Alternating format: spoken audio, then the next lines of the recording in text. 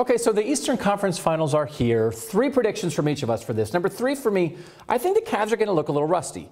Golden State had a big layoff. They were rusty, but they managed to win with a huge comeback. So I will not be at all surprised if Boston wins one of these. Well, anyway, the Cavs I think are going to be rusty. It's a matter of can they overcome it. I do think they'll be rusty. 2, I think we're going to realize that Indiana and Toronto were flawed teams.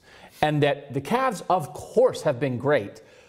But I think they're not going to look quite as great because Boston's going to give them something more to think about. Number 1, I think it's going to be a big series for Tristan-Thompson. Boston wants to be physical, has a bunch of guys who can be physical. I think this is a time when Tristan-Thompson, not that he has to remind people, he does it all the time, is going to be really good. I agree with you because he's going to be the reason they pound the Celtics on the boards.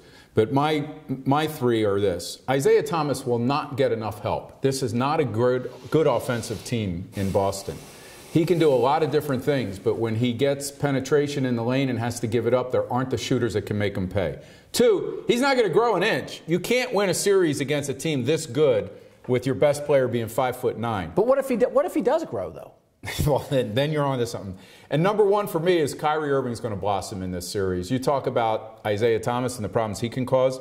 He's terrible defensively. He's worse than Kyrie defensively, and he'll pay the price for that.